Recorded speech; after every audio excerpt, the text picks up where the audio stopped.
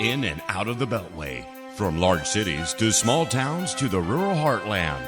From sea to shining sea. This is Wehman, Brunson, and Vernuccio. Inside the News. Welcome back to another edition of Inside the News. Oh, my goodness, this is post-debate edition, and we've got so much to talk about. Ben Brunson and Frank Vernuccio, myself, Guy Wehman. Ben, how you doing today? I'm doing just fine, Guy. Survived the debate just barely, but looking forward to talking about it. Yeah, you know, we survived the debate, but just before we went on air, you and I were just kind of kibitzing about the Tampa Bay Lightning winning the Stanley Cup. Good stuff. Yeah, congrats to the Lightning. Great performance by them. Absolutely. And Frank, how you doing up there in the state of what state are you in this week? The downtrodden state of New York. It's in the downtrodden state. Oh, my goodness. And we're going to get into the debate, so we might as well get right into it. Frank, what do you think about we call it the debate aftermath? Go.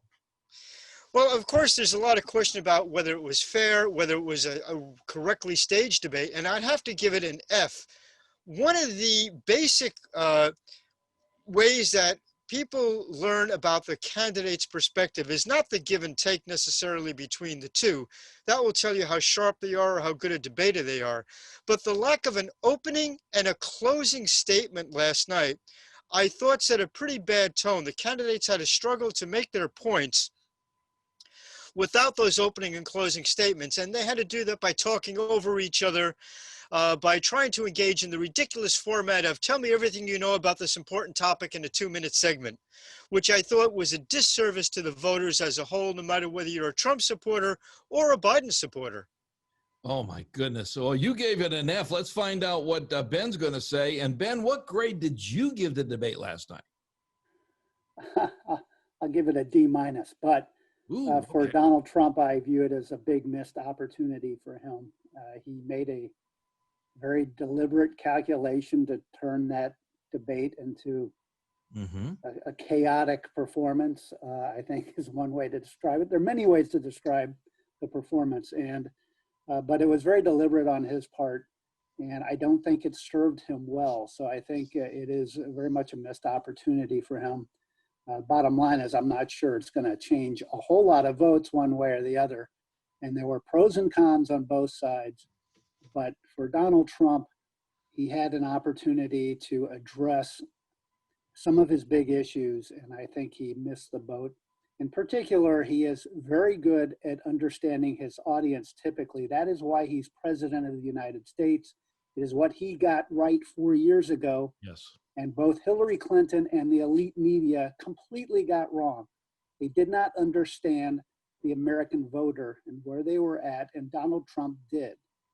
When it came to last night, let's face it, a debate like that is really targeting 5% of the American populace. It's the roughly 5% who are undecided or can still have their minds changed. There are tons of voters out there. They're going to vote for Biden. They're going to vote for Trump. Come hell or high water, that's what they're going to do. But you're targeting that small percentage that are still undecided and can have their minds changed. And for Donald Trump, that is mostly a female audience that he has issues with. And his biggest issues with that audience is that he comes across as a bully, and he can be very crass and loud and obnoxious. And he did nothing to change that perception last night, because he was pretty much all of those things over the course of that debate. Frank, let me suggest something, and then you can play off of this if you want. Donald Trump, we know that what Ben has said is true. He can be, a bully, and he kind of comes off a little bit forceful.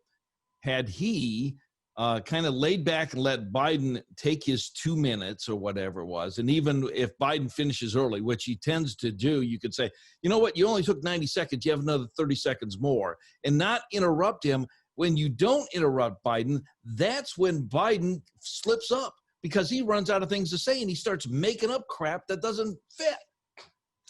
That's exactly the point. And in the times that Biden did have the opportunity to finish his comments, he screwed up pretty royally. If you look in particular, one comment I think which probably cost Biden some votes is when he said that Antifa doesn't exist as an organization. It's just an idea.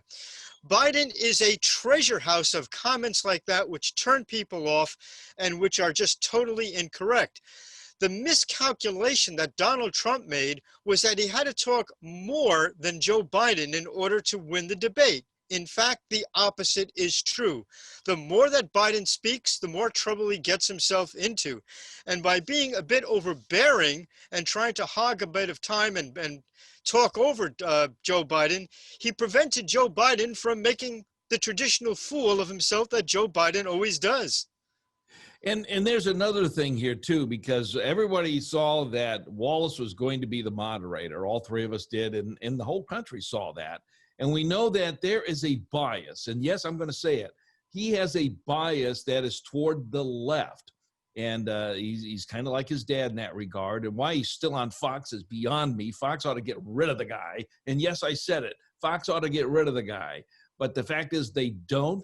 They are starting to lean more to the left as well.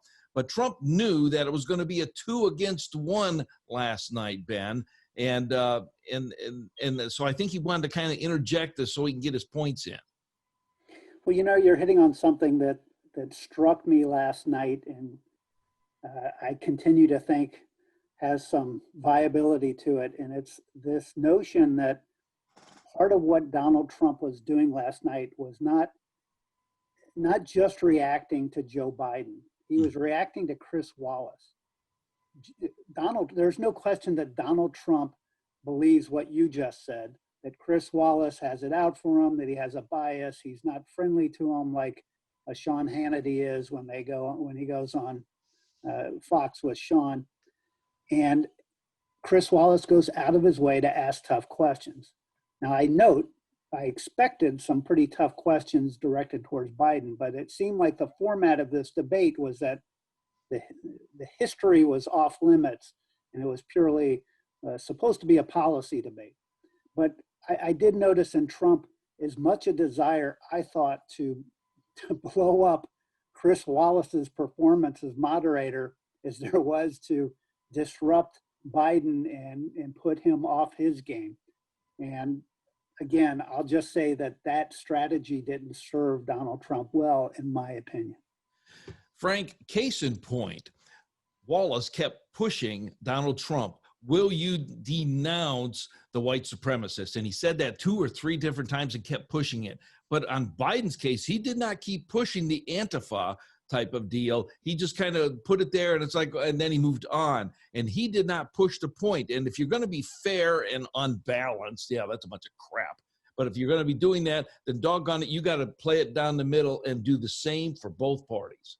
That's exactly right. And if we look also at the energy questions, when we're talking about the Green New Deal, I think, decent moderator would have said, Vice President Biden, your campaign website says that the Green New Deal is an integral part of your campaign. It's an integral part of your future.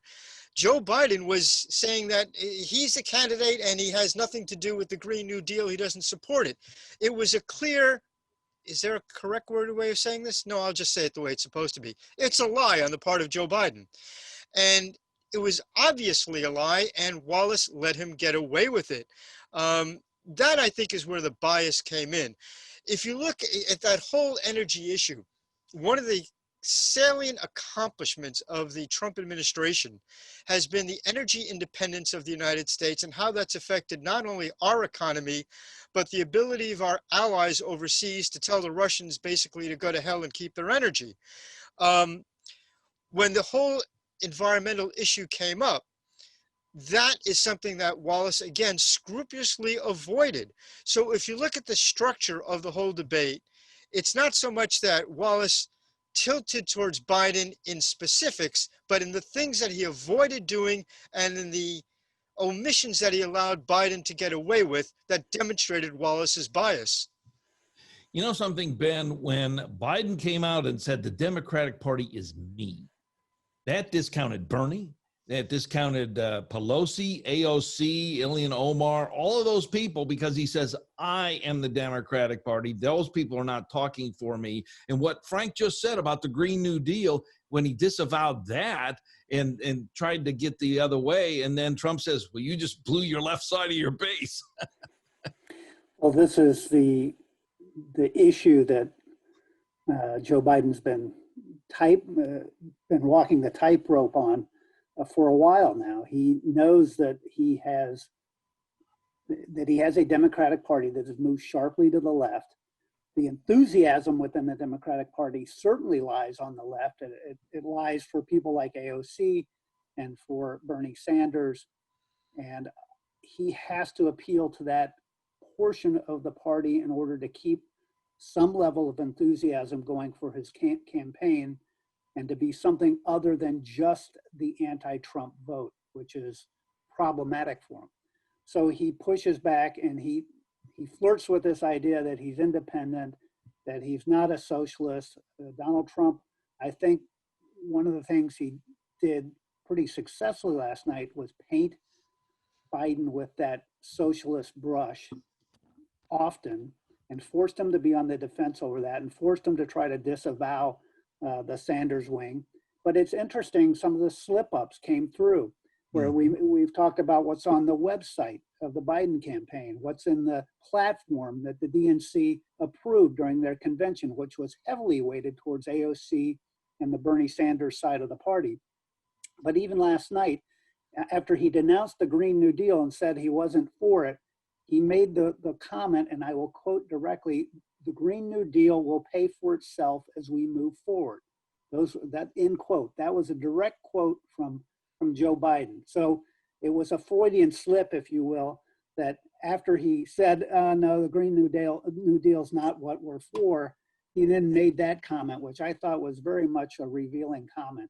And I think one of the things that did him some harm last night, because really when it came down to it, he could not walk away in any forceful way from the socialist side of the Democratic Party.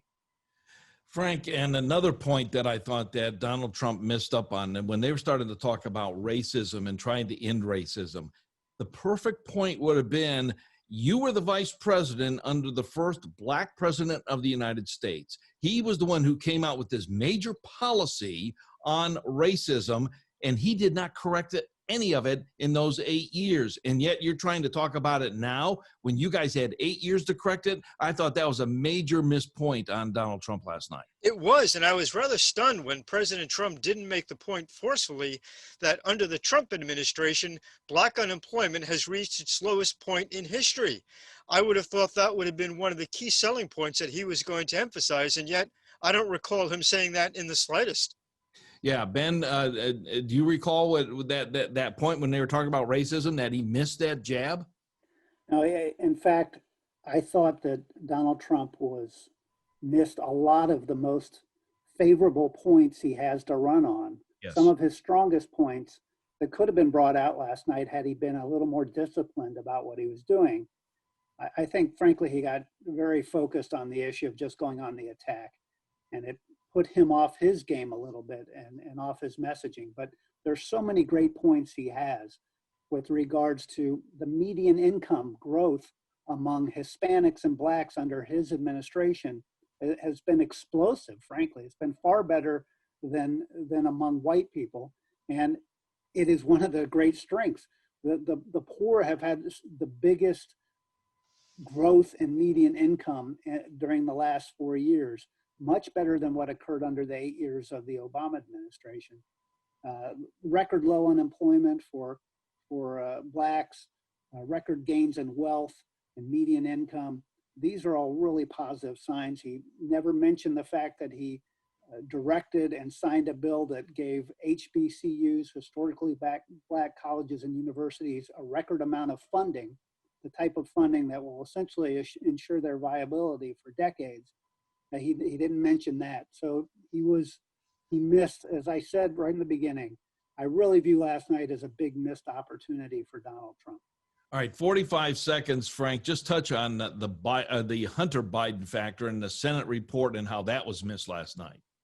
You know, off air, we were talking about this and made the point that if it was Jared Kushner or Donald Trump Jr. that had been involved with Burisma and that had taken money from the Chinese People's Liberation Army, this would be story number one, not only at the debate, but it would be the frontline story at the Washington Post, the New York Times, CBS, NBC, and all the rest. The fact that Chris Wallace gave it short shrift indicated from the outset that Wallace had an agenda, and that was to cover up the failings of Joe Biden as an elected official, as a father, and as a candidate running for president of the United States. In any other political era, a scandal of this sort would have ended the candidacy of the individual involved.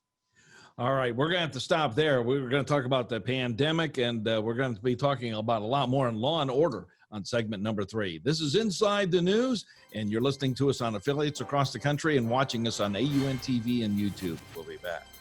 You're listening to Wehman, Brunson, and Vernuccio, Inside the News.